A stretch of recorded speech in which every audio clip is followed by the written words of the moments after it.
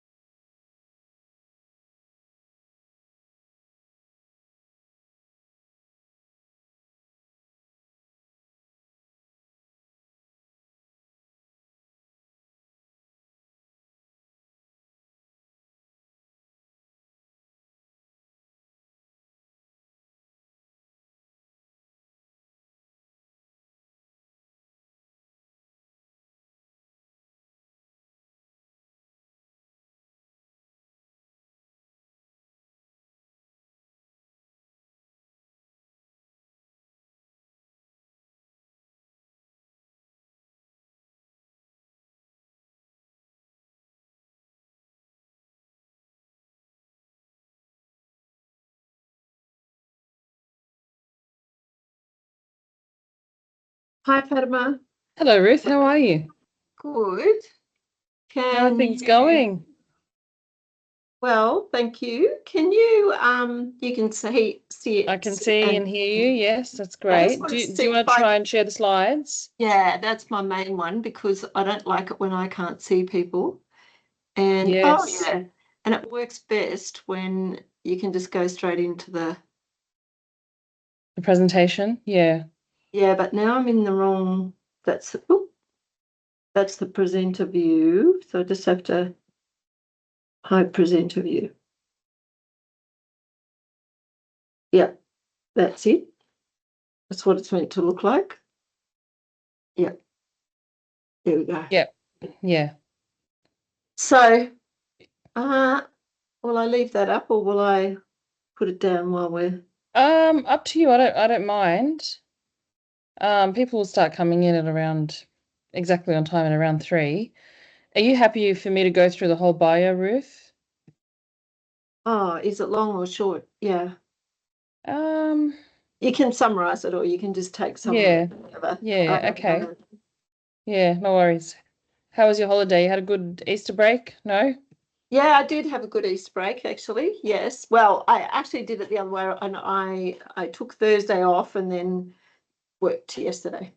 Oh, okay. It was good, because I just sort of wanted, yes, I wanted to be able to have the space to get some work done. But Yeah. I didn't want it. Yeah, I still wanted my weekend. So yes, I had the Thursday. Also, I had a friend coming up who was coming on Wednesday night. So that was part of the reason why. Yeah. What about you? Yeah, I feel like my holidays are just not holidays. I'm on maternity leave at the moment for 6 months. I must tell Oh, you, I have not had a single hour of leave, I must say. It's been quite full ah, on. oh, Yeah. you're on maternity leave and you're still doing this job. Yeah. So maternity leave started on the 20th of January. So I've still got a bit of time to go, but I just don't feel like it's been any leave at all. Mm. Yeah. It's I So guess how cubic is old's your it baby then? he's 3 months today. Oh, yesterday. It's Mm. 21st. Yeah. 3 months yesterday. And is he going well? Yeah, yeah, he's been doing well. He's a good baby. I think now's the Um, time where they get a bit tricky, they're aware of everything around them, so they want to get up and do stuff and um so he doesn't sit next to me anymore and just sit on Zoom all day and doesn't say a word. You just put a bottle yeah. in his mouth. That's how the past 3 months have been. Ah. Yeah. Oh well. I hope you get some time off before you come back. I Before know. you get paid again. Before I get paid again. Hello, Christina. Hello, Sean.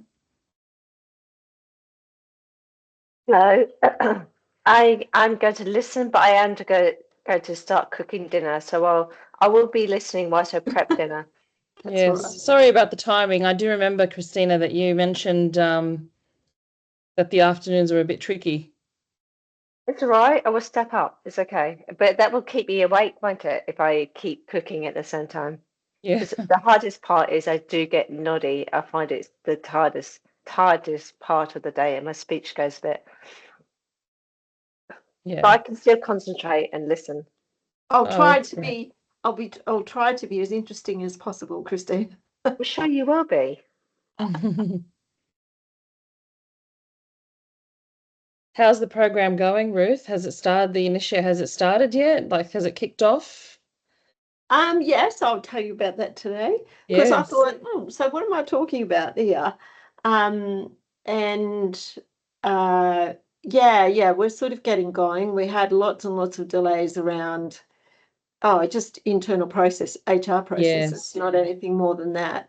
Yeah. And so right now we're just interviewing the advertisements for 9 positions have just closed, and so we're just interviewing galore. Mm. Yes. Oh, I don't envy that. Mm. A lot of Yeah. time. Oh well, at least the positive is when you interview now we can share the work with somebody.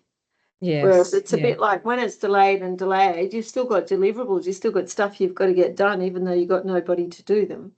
And Yes. so yes, that's been a bit stressful to say the least. So we're looking forward to probably in a month or 6 weeks time when people are on board and we've got them past the first couple of weeks, then yeah, hopefully Oh, it's very it gets exciting. easier for us. Yeah, it's exciting. It stayed exciting, so that's good. Is it a 3-year or a 5-year program? It's a 5-year program, but we've only got the funding for the first 2.5 years. Well, it's Oh, five okay. and a half years really, and but that's because we have to put together the business case for the second half, and it's a Yeah. bit like only by doing the first half can we work out what the second half will cost and will require. And also we've got to do an economic evaluation in the second half, so we've got to do all the preparation in the first half. Yeah, so Yes. well, it's not Yes. half.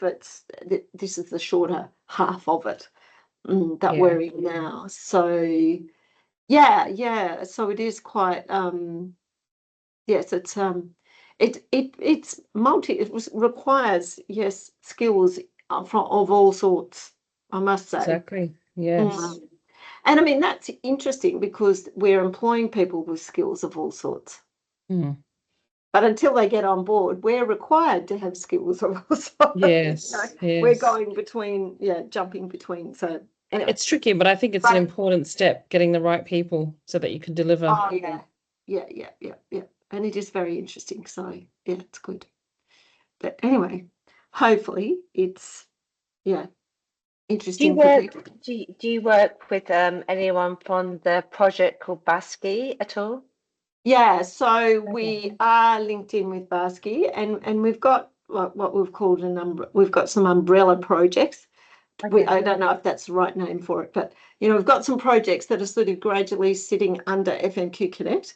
So any project that's really about integrating services that are quite naturally coming under FNQ Connect. And so we've got one called Community Inclusion Team Project, which is really about supporting people to be included in the community in the way that they want to be included. So in that project, we're closely linked with BASCI. Yeah, good. And then hence we will be for the rest of it too. Yeah. Yes, because we'll be setting up reference groups. Well, we have some existing reference groups, like we have a people with lived experience reference group, an Aboriginal and Torres Strait Islander reference group, and a service provider reference group.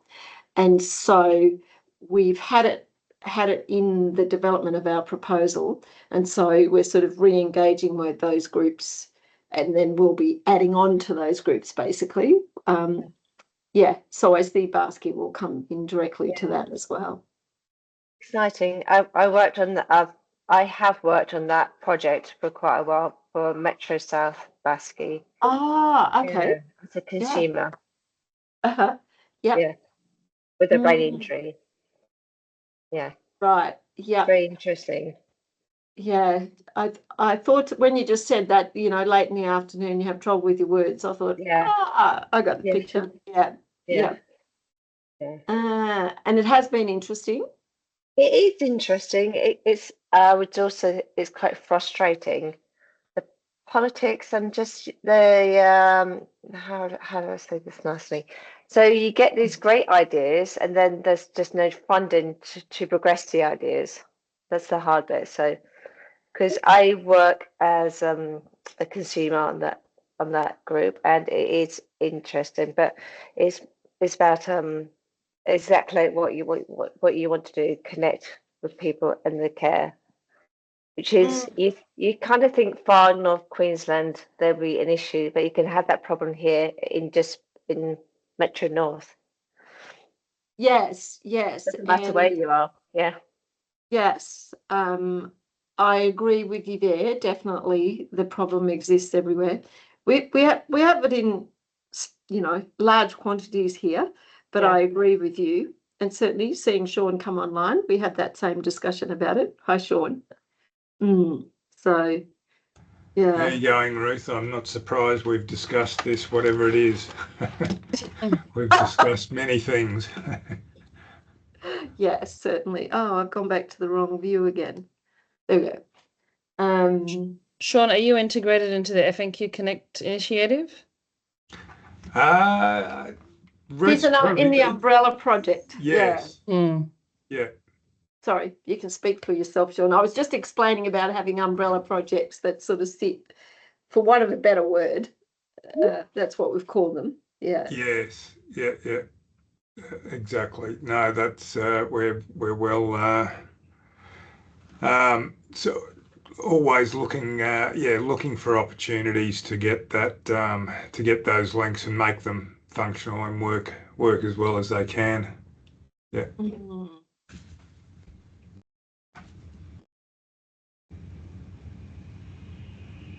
Ruth, I'm going to give people just a couple of minutes before we start. Is that okay?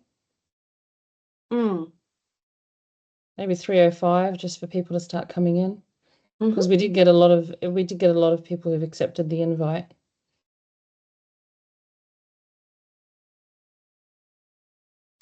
How much time have I got? I forgot that bit. Oh, look, we've got the whole hour. So Yeah, okay. we do want to leave a bit of time for questions if people want to ask questions. Yeah, Oh, I won't speak for a whole hour, I can assure you of yeah, that. Yeah. yeah. I'm sure people will have questions about the program, and so yeah. But I guess it's for us to get some grips around what's happening with this initiative and how we can, identify opportunities for collaboration on the research side as well. And keep reminding me of that, yeah. I think and I hope that because of FNQ Connect, we there are more opportunities around working collaboratively on research, because we're sort of at least bringing our spot together so that people such as Queensland Brain Injury, as in you've got someone you can connect with here. Yeah, exactly. And it's not one person. And that's really been the experience, hasn't it, Sean, the way it's worked and is working for you, that there's a group of people. Yeah, you go. Yeah, that there's a whole lot of people who are really interested in physical activity and disability, and making sure that the Paralympic Games has an impact. Has a genuine statewide impact, and where they may have been quite disparate and small number of voices, they come together in FNQ Connect, and there's a forum through which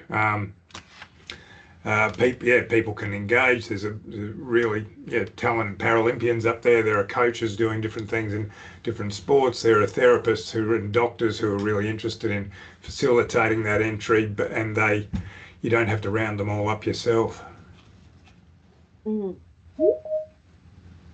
I guess it's identifying after this, how do we go about it in a practical way? We've been doing, Ruth, these roadshows across Queensland, and they've been quite interesting. We've got our Gold Coast one coming up on the 23rd of May.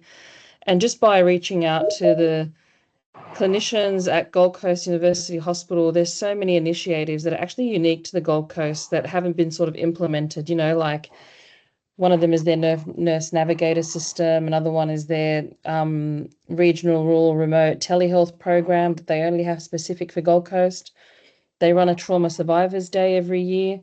And I think it's just these initiatives that we don't know about unless you have somebody who tells you. And so the idea is that the more we connect, the more we can bring that to the fore and tell people about what's happening, what events are on, what capabilities there are and capacity to do research projects, and just inform what's going on in the landscape. And I think that's what we're missing because of all the, everyone's very busy and it's very disparate. Yes.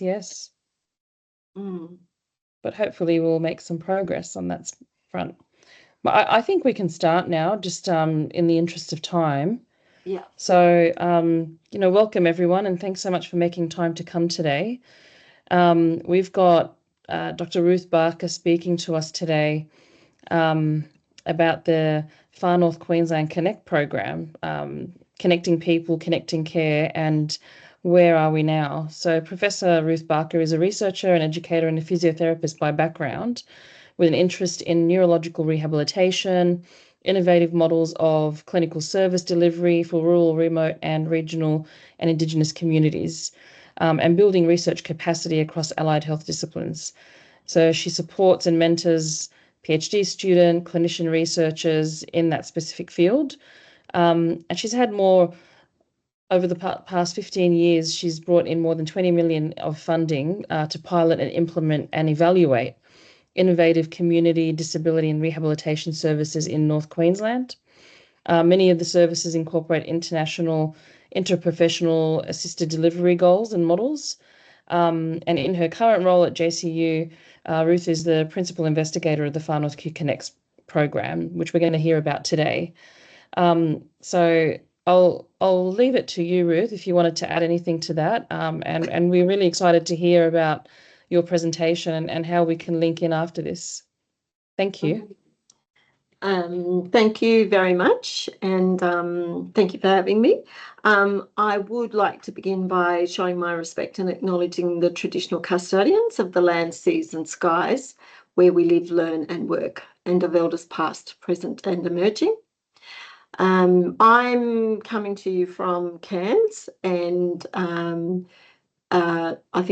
don't know whether people are all from Brisbane or all over, but anyways, I'm sitting in JCU Smithfield campus in Cairns, and I'm not talking about whose land it is, because actually we sit on contested land, so that's a different sort of scenario to, when it comes to acknowledgements. So okay, so I'll move on to FNQ Connect, connecting people, connecting care.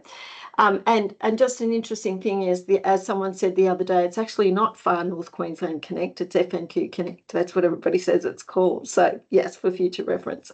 And so what I've got here on the screen is actually a picture of our, oh, you won't be able to see it because I've got a background, but our proposal that we spent some years putting together and now has formed, it's the foundation for the work that we're doing now. So we'll talk a little bit about that as we go.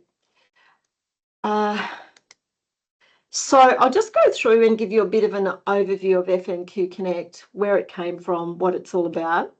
Then I thought I'll just tell you about our progress to date. So we've just been our funding has just started to implement FNQ Connect. The contract was signed in December last year. So I'll talk about what we've done so far and what our next steps might be, and that gives you a bit of an overview.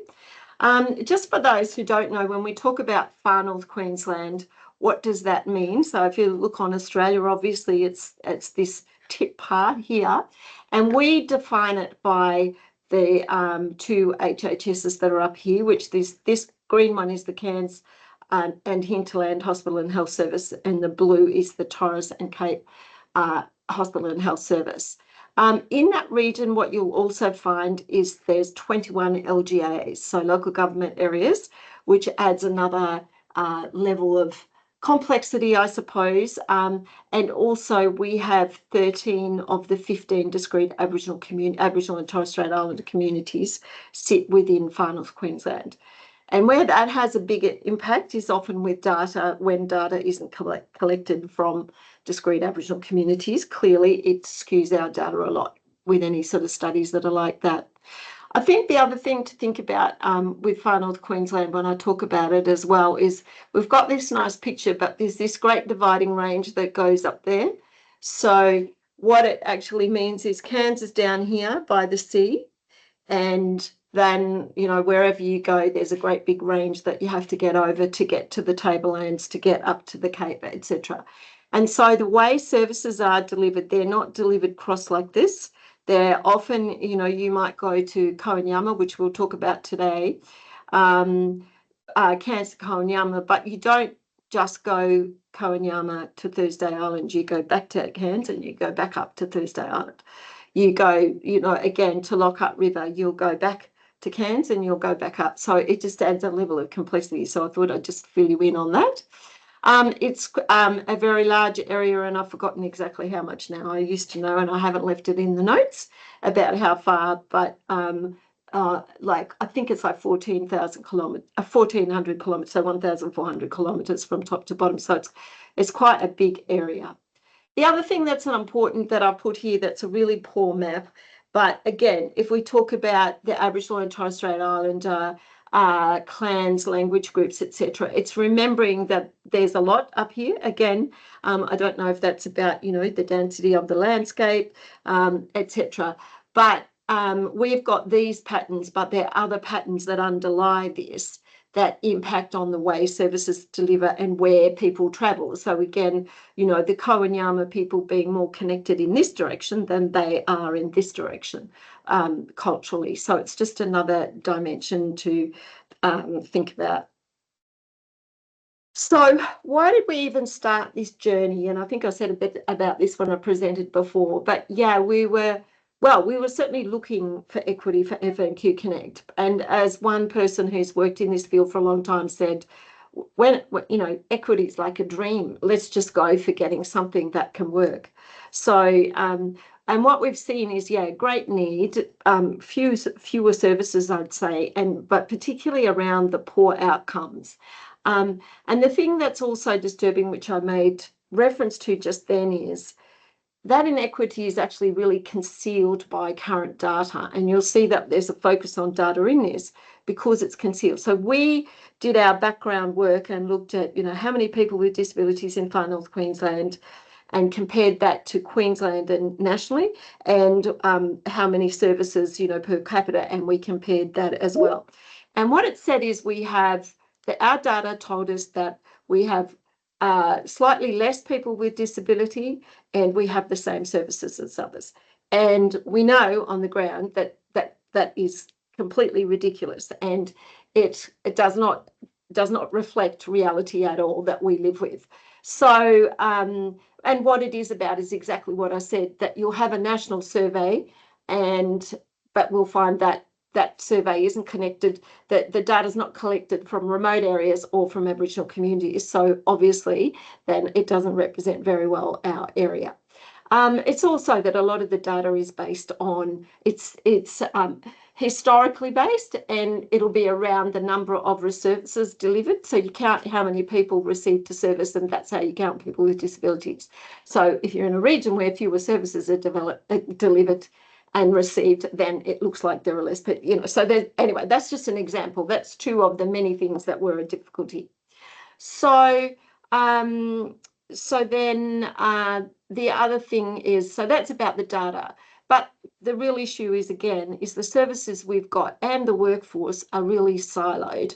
And we were just talking about that, that's the case elsewhere. Here it reaches another level, and obviously that leads to fragmentation and very inefficient care, and yeah, it's really inefficient on, you know, money wise, people's time wise, everything, and care is very, very disjointed. So I mean, again, there's the human element there, of course, but also what it means is we're not getting whatever money we are getting, we're not getting value for that money. And so I think it's been this way for a long time, and it sort of came to this point where there's a coalition of the willing who are saying this can't go on any longer. This is not, you know, we've been talking about the fragmentation, we've been talking about it for so long, we've got to actually do something about it because it's not okay. What we also saw that with NDIS coming in, and we were one of our region was one of the last to come on board with the NDIS, is we saw that this was potentially an opportunity, but could be a risk as well, because it was an opportunity to get more services, but there was a risk that it could increase the fragmentation further. And I suppose the upshot of that is it's done both. So we're trying to work with that. So what we also recognised, if we really wanted to get value for money, then our service systems need to be integrated. So we in a region like this, we see the situation where you know, a position might be funded, or whatever, you know, and there's 0.3 of this and 0.2 and that. When you're in a smaller region, when you get 0.2s of this and 0.3s of that, and you try and make up teams and try and make up services, it doesn't necessarily work very well. So it's about, whereas it'd be much better if you had one full-time position that looked after people with disabilities in Kawanyama, not 6 0.2s. Yeah, so it's trying to work out how we can do that. So who were we doing this for? And this is really what we were looking at, is we're not talking about people with a disability. We're talking about people. We're talking people of Far North Queensland, and we're really talking about people of all abilities. And it's recognising that anytime, you know, that some of us can be, all of us can spend sometimes with a disability in the short term or the long term. And so it's about having those services available where you need them, when you need them.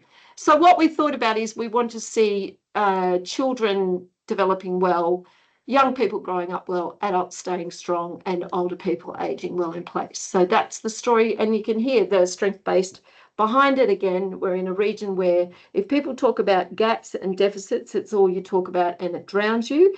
And it's sort of, again, there are huge strengths of Far North Queensland, which is why we all live here.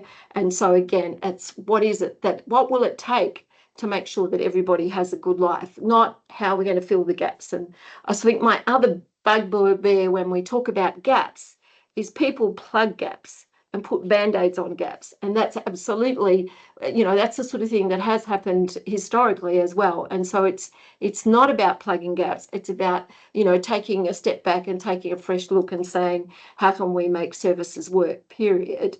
So I'm getting on my soapbox here.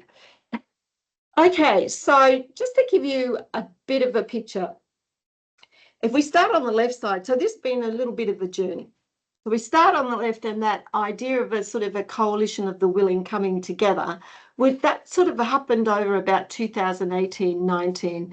We got going a little bit earlier, and then Cairns Hospital Board went crash, and so we thought, oh, okay, not a good time to be moving. But by the end of 2019, we gathered ourselves together, and we got funding from the PHN of close to 500,000 to put a proposal together for how we might reform our services here. So we didn't call it FNQ Connect in the beginning, that came out of the process, but basically in that sort of 2020-21, we put together our case for change, our model for change, and our plan for implementation and evaluation. And we put that into our booklet that you can see here, and that proposal is what we've now worked with since that time. You can see that was COVID time, so where we thought we were going to be having workshops of 50 to 100 people, we had a lot of Zoom sessions and breakout rooms, and that's what it looked like. And we did a lot of interviews via Zoom, especially those in the Cape, etc. So yes, it was a little bit different from what we planned.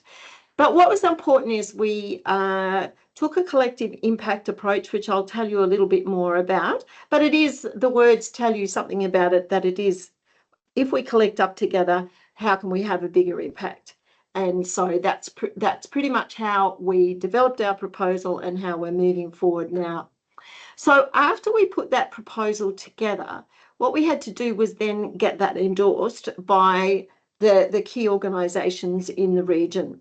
So before we started this process, we went to those organisations, and we tended to have senior people in the organisations were very much part of the consultation process, but not the CEOs, etc. So it was the people with that on the ground, very experienced, that could speak to it. So once we put our proposal together, we then we pretty much spent 2022, bit of 23, going round those organisations saying, this is our proposal, do you endorse it? And so that's what happened. So, and then after that, we had to lobby all levels of government, so local, state and federal.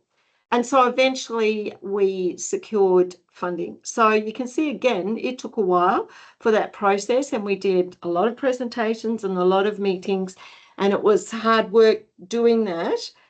But the one positive is now, when we're about to get started, is people are aware of the project at all levels of government. We've gained support at all levels. And really, if you are going to try and integrate services in a collective way, everybody needs to be well informed. Everybody has to have skin in the game, because you've got to commit to it, basically. So as tiring as it might have been, it served more than simply getting the funding. It served to actually build us a really strong foundation. So now we're up to this stage here, and that's stage one, and I'll tell you a little bit about it. But stage one, where we've been funded by, it's DSS funding that's come through the state, as we've called it, Department of Everything, families, seniors, disability, child safety, all of that. So we've coined it the Department of Everything. So it comes through. So that's who's funded us for 4.5 million for this first stage. So that's about 2.5 years. And what we're really doing in that time is establishing sort of the structure and governance of FNQ Connect.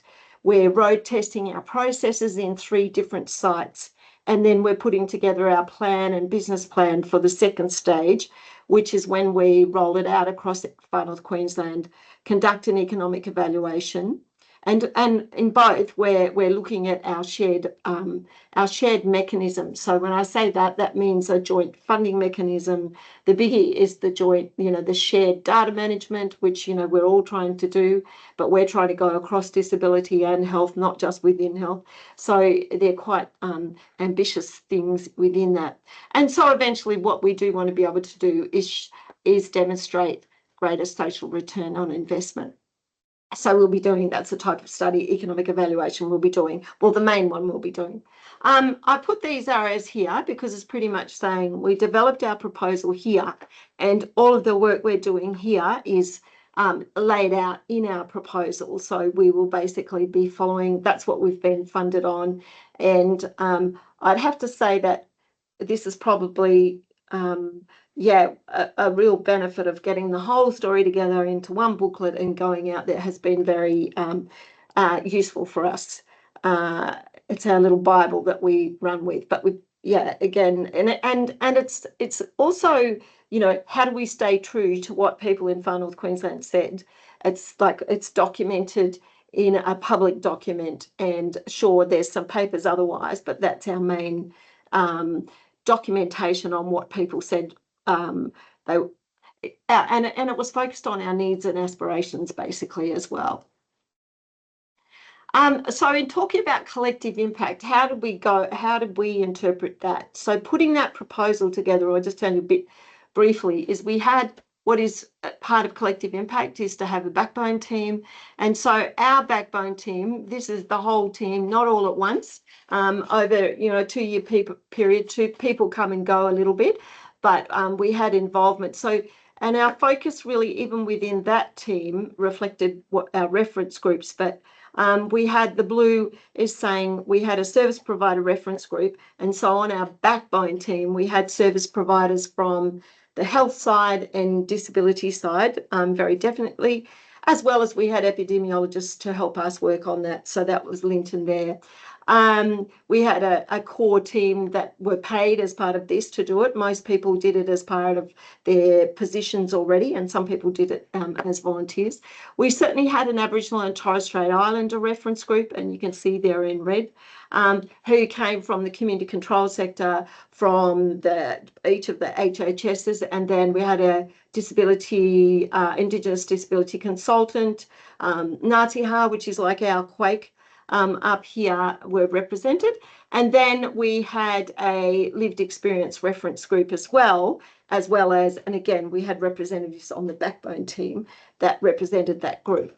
So again, we were the project team, backbone team, and then we had these reference groups that we worked with all the time to guide us along. And you can see by the numbers there. And so what we had wrapped around that too were various stakeholders who came along on the way. We worked with 4 sites, and the 2 in blue were we chose 2 sites in Torres and Cape. So Thursday Island was one of them, Kowanyama was another. So Kowanyama's Western Cape, Thursday Island is up in the Torres Strait.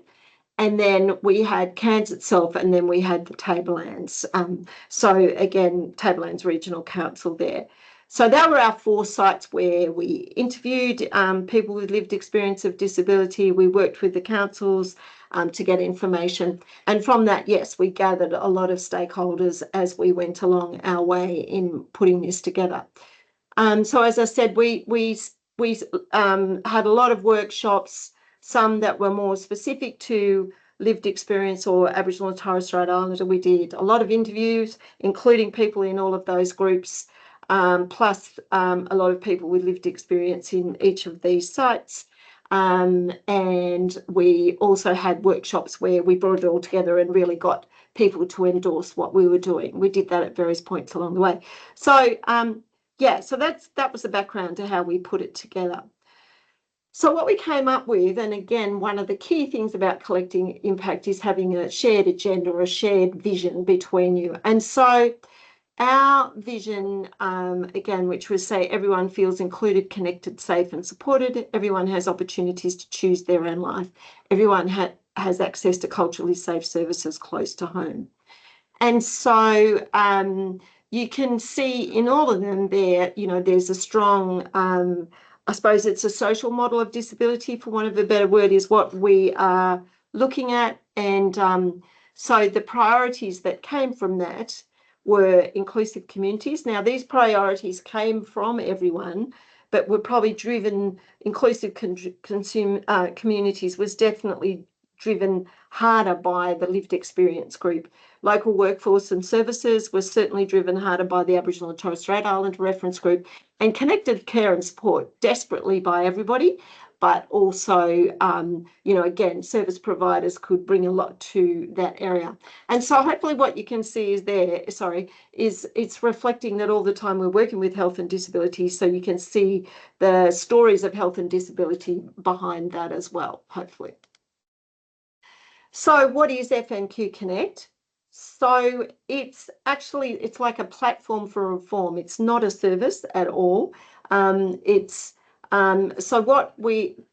go through what it is. So we essentially need some sort of independent entity. So we learned very quickly that, if the health department was to get FNQ Connect, then a whole lot of other people won't play. If disabilities got it, health wouldn't play. If health wouldn't get, there's all this stuff about who play with who.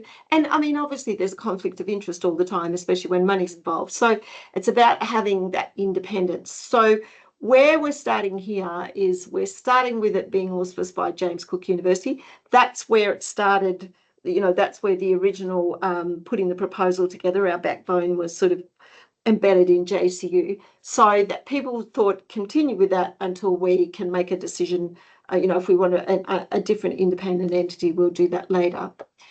The next bit is, and we're just in the process of forming this now, is the cross-sector leadership table. And their job is to make the decisions and also to establish that joint funding mechanism. So they've got a lot of responsibility in coming up with how we can do things jointly or how we can share things, but also then making sure that their department or their organisation delivers on that, either from a system level or getting their staff to implement what they've said we need to be able to do. So they've got that responsibility representing their organisation back to their organisation, but they've also got it to be a player and add to how we're going to do things jointly.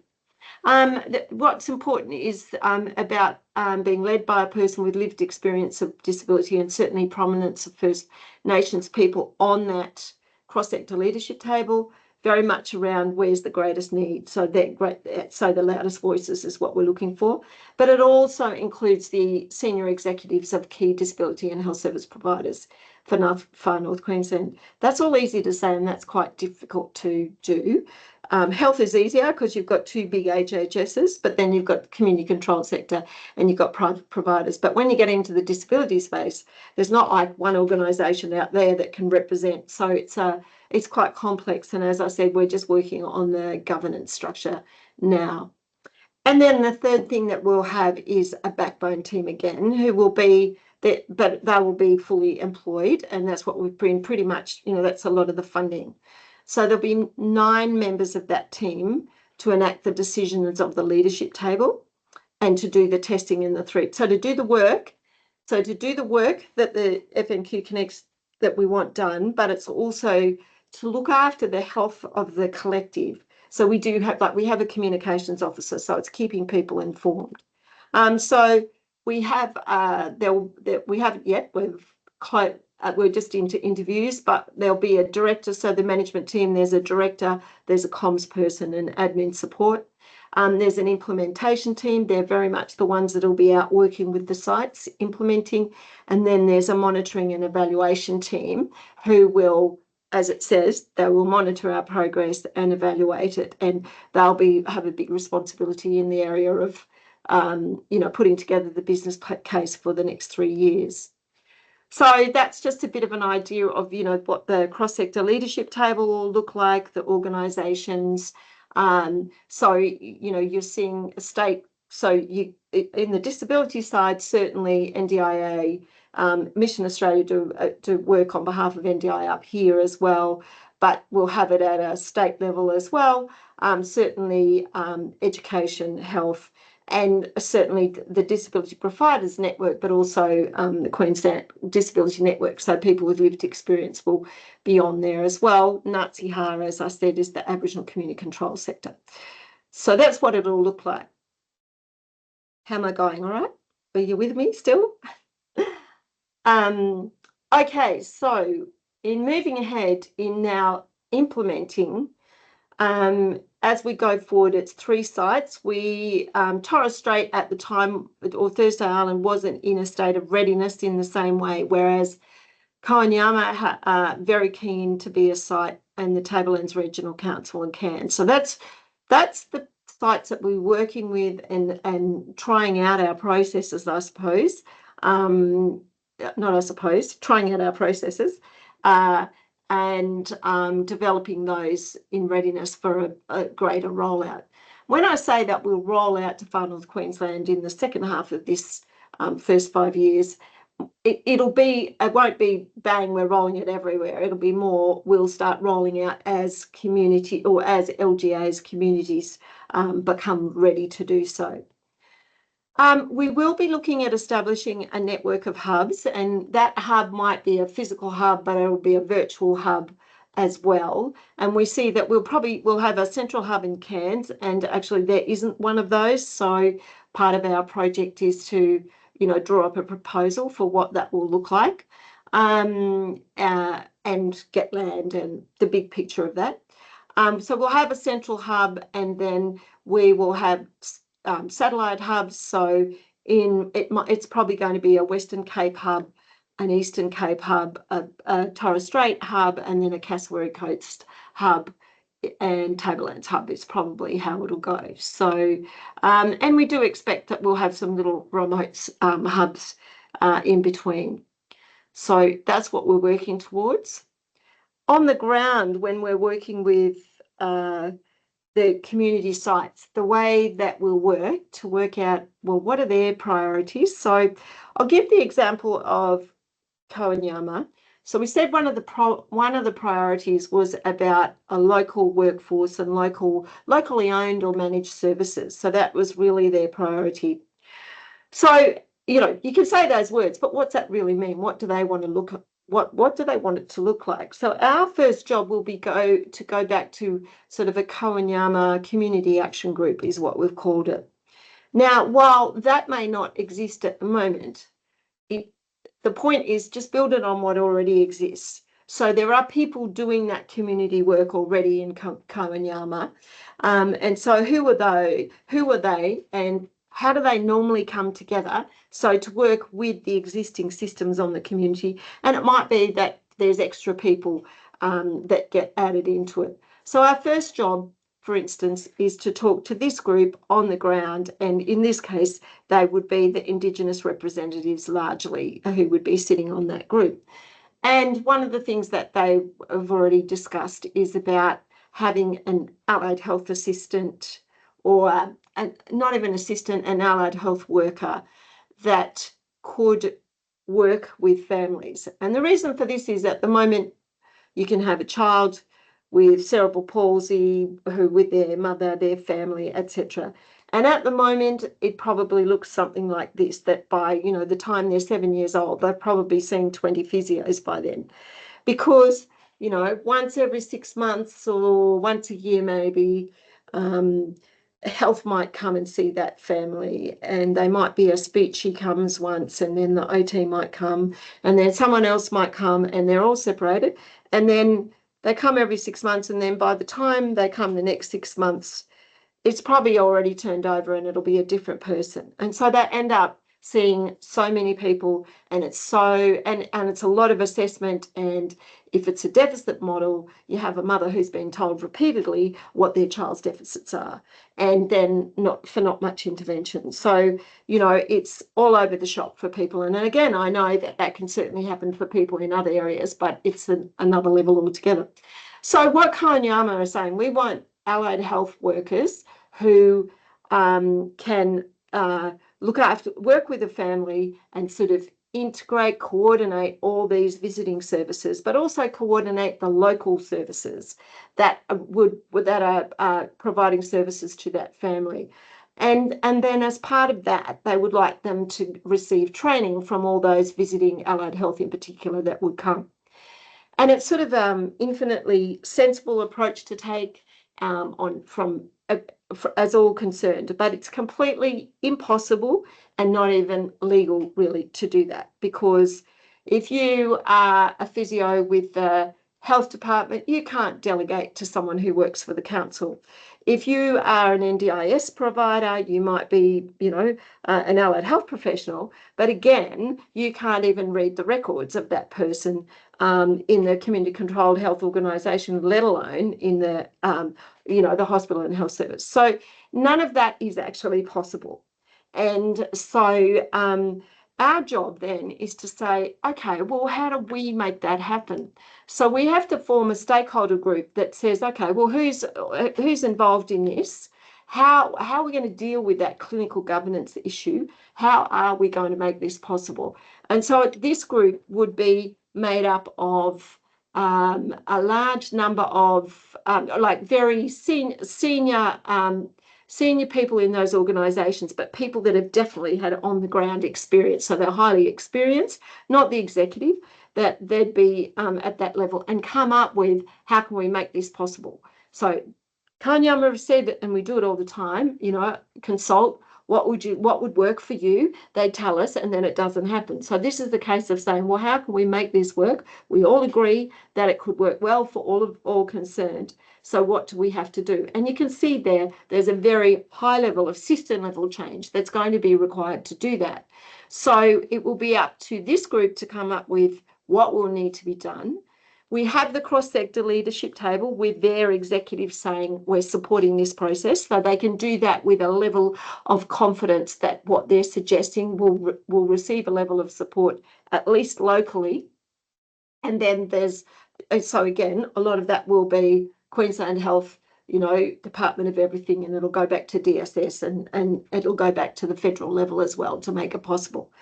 So it's definitely at the system level change to achieve the things that we want to achieve. But that's the approach on the ground. So that establishing that approach, when I say establish what our processes are, that's really what it's about. How do we work with communities, so ground up, but really get the top down stuff? We'll get to the top and get the top down because you have to have both. So that's what we're working on. So in the stage 1, 2025 to mid 2027, we'll establish it. And as I said, with the road testing in 3 hub sites. We'll also have to generate the baseline for an economic evaluation. So it'll be really getting out there and getting that and preparing our business case for stage 2, which is that rollout. So progress to date, busy slide, just try and keep it simple. I've looked at it as we've gone through a process of sort of organisational readiness, but if it's collective impact, it's really, you've got to be really like, what's our community readiness to get started as well? So organisationally, we've got the contract, we've got the work plan, our 9 backbone team positions, they've been created, advertising, and we're busy interviewing right now. One of the joint things we've already got organised, which is great, is we've developed conjoint positions between JCU and the Hospital and Health Service for the monitoring and evaluation team. So that means that straight away our health economist, who's been appointed actually, the health economist will be able to, actually get data from the Hospital and Health Service, and likewise the person who will be responsible for looking at the shared data management and the whole interoperability side of it will also be a conjoint. So again, they'll be able to work within the hospital and health site. They won't be outsiders to it, but will be within. So that's been a really important thing. We're in the process of establishing the governance, and we've got support from Collaboration for Impact. So they've supported a lot of organisations in the collective impact approach. And we also have Strategic Indigenous Solutions, which is a local organisation, very small, but their whole focus is around governance. So to really bring the Aboriginal and Torres Strait Islander side, but they also like the fact they wanted to be called CIS. So they said, to be Indigenous about it, assist, so they'll come back to that name. We've started stage 2 preparation, so we started engaging with everybody that's going to be needed to be involved, like with architects around the hub pre-construction proposal, etc. So we've done all that. On the community readiness, yes, we've certainly been mobilising the FNQ collective, and that's been very rewarding, because people are, there's enthusiasm on all corners, so it's great. We have re-engaged with our hub sites, and they're ready to go. And I was talking before to others about it's already beginning to support emerging umbrella projects, which is what we've called them. And so I was just talking to Sean about, we've still got to confirm a Parasports network up here. And I think Nicole's here too, about sort of bringing our community inclusion team project that's funded by NISQ, of sort of sitting under this, because it naturally happens because we're coming together as a collective, and both of those projects are very much about integration and coming together. So that's where we're up to. Our next steps. We need to train the backbone team. So we've all got to learn about collective impact and how it works. And likewise, the cross-sector leadership table, we're certainly working on, ensuring cultural responsiveness within our team as well. The cross-sector leadership table, as it emerges, getting the terms of reference and the plans and the strategic work that's done with that group, re-engaging our reference groups, starting to work with our hub locations to actually work out, well, what are your priorities? So I gave that as an example of what Kowanyama have prioritised. We'll have to go, we'll be confirming with them that it probably will look something like that as the first priority that they work on. Tablelands, the inclusive communities, is the one that they want to begin to. So again, we're up to that. Okay, time to now design all our evaluations so that we have to have hub specific evaluations, but also general ones that fit into general. And then in preparing stage 2. And collecting with the collective, we'll have, once we've sort of got ourselves organised, I suppose you'd say, with everybody on board and knowing exactly where we're going, we'll hold a public event to keep the community informed, promote transparency and trust, and foster ownership. And then that's me. And Thank you very much, happy Ruth. for any questions. Thank you. It's amazing. I think it's a massive progress initiative. So good luck to you, how you're going to put this all together. But I think you're doing a great job. In terms of a public event, how would you hold it, considering the landscape and the, just in terms of, I don't know, you've got all the way from far north, the Cape Islands, all the way down. How would you engage as much as you can to inform that community in terms of the spread? Yeah, well, I think that's a good point, and how we go about it. So at this stage, that event will be in Cairns, and it will probably be here at JCU, where our offices are, which are purposely within a very, it's like a Cairns Institute. It's like community development. That's what the work of this institute is. So we sit in a place. And then some people will get invited on purpose. So, like, obviously, formally invited. So Kowanyama would, leaders in Kowanyama, etc. We will look at how we, whether we have other events that are on at the same time, or how we go about it. I think it is a really interesting question, and we're interviewing our comms officer today around that. But I think you just hit on, you got this big region, and it's the same like when we're up here and everybody talks about all the decisions get made in the southeast corner. Yeah, we have the same, that you're in Cairns and all the decisions, if you're in Far North Queensland, all the decisions get made in Cairns. But if you go to the Thursday Island, it's like, what about the outer islands? All these decisions get made at Thursday Island. So it just goes like that. So yes, I agree with you.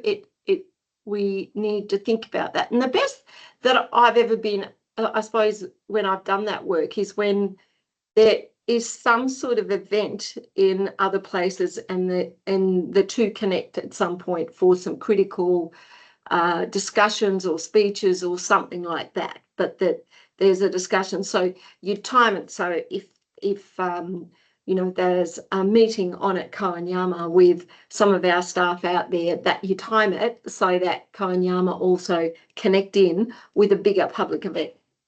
But don't have to do it for hours, like Yes. can sometimes happen. That's not good. Yeah. Yeah. I'll open up for questions. Does anybody have any questions for Ruth?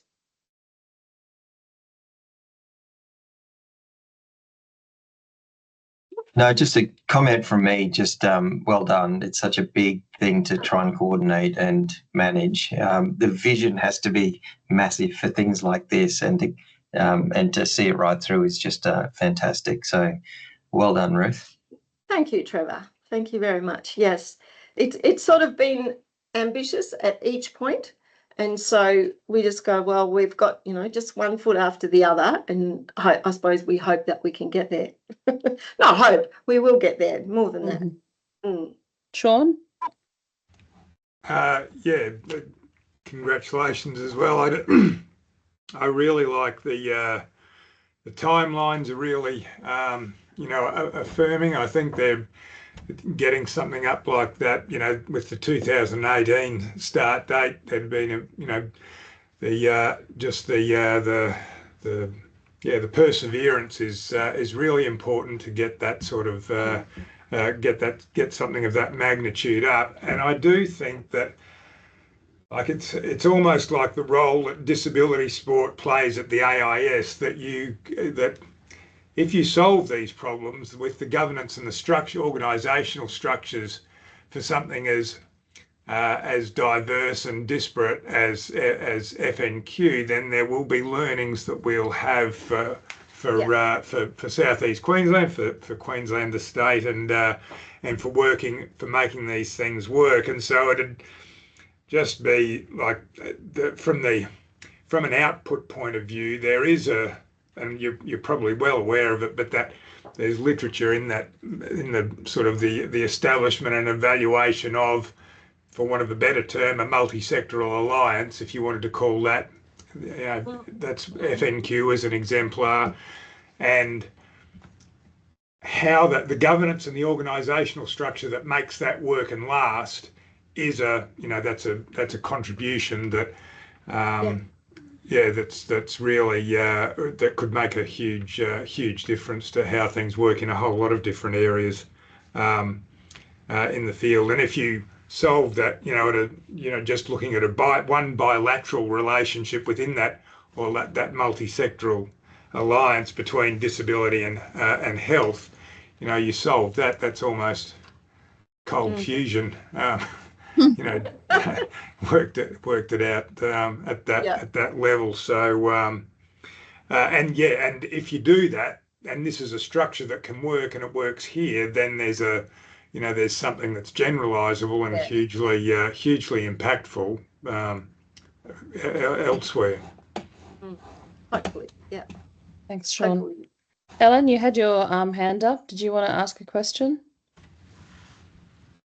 Hi, is it Hello. Erin? Sorry, Erin. Yeah. Hi, Ruth. Nice to see you. Great presentation. We're both from Cairns, so. Okay. Yeah. Yes. Oh, yeah.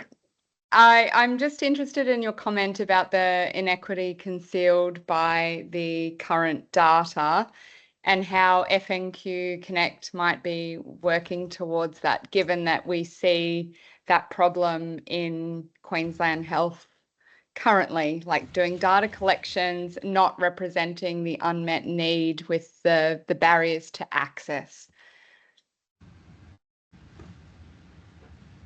Oh, sorry, were you asking me a question? Yeah, I was just asking you to comment on the progression of that. Will FNQ Connect be stewarding some data collection around the people that are choosing not to access or cannot access healthcare because care is not closer to home? Is anyone picking that up? So what we will be doing is we'll be looking at what shared data we're going to collect. Okay, so what is everybody, what's the story that we're wanting to tell, I suppose, because obviously there's data everywhere, and we're not saying, okay, from here on in all data will be together. I mean, for the purposes of this project, we will certainly look at how can we share data anyway, and then what data is going to be the critical data that we want to bring together to tell the Far North Queensland story. Okay, so I suppose there's several ways. There's the planning that goes behind that. So we have our monitoring and evaluation team who will look into that. So it'll be the planning that goes behind it about what's possible. It'll be working with the cross-sector leadership table around what's possible, what component of that are we going to take on. And then that will come back to our team. So on that monitoring and evaluation team, as I said, we've got the lead is someone with skills in shared data management, a health economist, and we have what we've called a research like field officer. And their job will be very much to work with, and again, we'll start work with, say, Kowanyama, for instance. What are their data collection processes currently? How do you strengthen their processes? How do you work with their staff, their teams, everybody visiting, so that to get good data? And then, you know, start from that level. Like, you've just got to start where you're at, but it'll be at least getting a focus on what's going to be the critical data that we need to and want to share, that we want to share in order to tell our story. And then how do we go about sharing it? And then how do we go about actually making sure it's good data when we collect it? Which obviously it's not in that order. It's all happening all at the same time. Those things will be to some extent. So does that answer your question? Yeah, sort of. I mean, as I said, I see sort of the need for bed stock modelling, and so I was wondering across the sectors what the focus might be. So yes, it's the start of my answer. Thank you. Angela, Nina. Hi, I'm Nina's alter ego for the day. Sorry, guys. Oh, okay. Hello. I have a question. You're in the same room as me. Yeah, we are. We'll meet you for coffee once this is done. Okay. Sorry, I have my mouth guard in today, so I've got lovely yellow teeth. But anyway, my question is about the logistics, because your area is so huge. I know a lot of stuff is done online and so forth, but I suppose one of the things that I wrote down here was, because the area is so big, you've got the logistics of the different languages, as well as some of the different what's the word I'm looking for? Sorry, it's afternoon, brain's breaking down. Some of the different cultural nuances, I suppose, as well as the different languages, and then also the issue of internet connectivity, because I mean, and then distrust for the system, I suppose. All of that falls into place to make things extra difficult for you guys. So I see what you're trying to do as something amazing, really, very worthwhile, and so very needed for, you know, for a community as a whole. And I'm just, just the logistics of it, it baffles my brain that you're going to be able to put all of that together. Yeah, so I suppose, so the first thing is we've got our pilot sites, and those pilot sites are, well, they're self-selected to some extent. And in saying self-selected, you know, we've already established a relationship with Kowanyama, for instance, literally in the development of FNQ Connect. But there has also been quite a lot of work being done already about shared data, even at that level, or service mapping, etc., in another project that relates to health but not to disability. But then there's also a disability project that's happened in Koanyama. So while I've said to you, Koanyama's our site and we're just going to work there, there's again our first step always with everywhere we're working, well, what's already happened? And there's a lot that's already happened on both sides. So we've got to try and work it. We've got to try and work in a way where what you're always doing is strengthening what's already there. Our job, we're not a service. Our job isn't to, it's certainly not to sort of say, well, they're not doing that properly, move out of the way, we're going to do this. It's not that at all. It's what's existing, how can you make it work better? And certainly to look at what more is needed. And sometimes that's where our team will help with a simple thing like, well, we're talking about the workforce, there's DESBIT funding for a whole lot of, there's funding out there that we're not currently accessing and we need to access to make things possible. So I think my answer to the logistics is one foot after the other. We'll work with Koanyama, we'll begin by working out what their priority is, and then just, to me, it's also, what is their priority? Just keep working towards what their priority is and don't get lost in the, well, yeah, there's a million things you can be doing. But if we stay focused on this is the priority of FNQ Connect, and within that, this is Koanyama's priority, and who works with Koanyama around that, etc. Yeah, there are a lot of logistics, and we'll certainly travel to Koanyama, but we'll also do work via teams. But some of it being located in Cairns is we'll do some of the work for them to integrate to, as I was saying, when I gave the example of the allied health worker, with Koanyama saying this is what we want, they're never going to be able to make that possible. They're not going to be able to make all that system change. Do you know what I mean? And it's not their responsibility. So rather than it always being on the ground, with community, it's sometimes listening to what they said, and it's okay. Our job is to see how can we make that happen. And there's a lot of work in bringing those key stakeholders from health and disability together to work out how we can make it possible. So do you see what I mean? That system level change is actually what's at the, that's the really crunch of it, that part. Yeah. Am I making a bit of sense there? Yeah, you are. And definitely that one's foot in front of the other is, slow, but, it's, because every time you turn around, something else is going to get thrown at you, and you just got to get through that to get to the next one.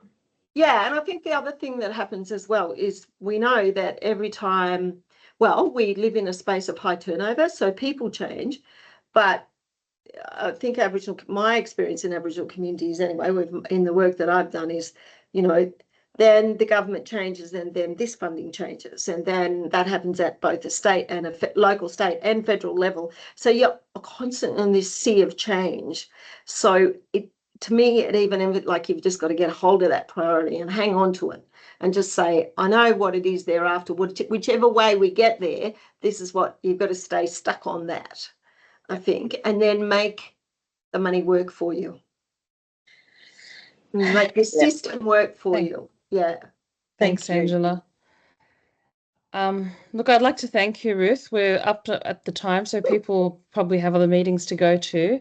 Really appreciate you taking the time to present to us today, and I'm sure there's lots of questions. I obviously have a lot more questions now, but I'll take them offline for sure, especially regarding umbrella projects that you're running and how research can be integrated into that. So I guess a lot to come in the next year, and we'll see how you progress with the program, which would be great. So thank you so much, and we'll see everyone at our next seminar next month. We're going to be talking about mental health following brain injury. We've got a psychiatrist who's an expert in brain injury patients. So hopefully we'll see you next month. Thank you, Ruth. We'll definitely be in touch. We appreciate it. All the best for the program. Thanks, Ruth. See you. My pleasure. Thank you. Thank you.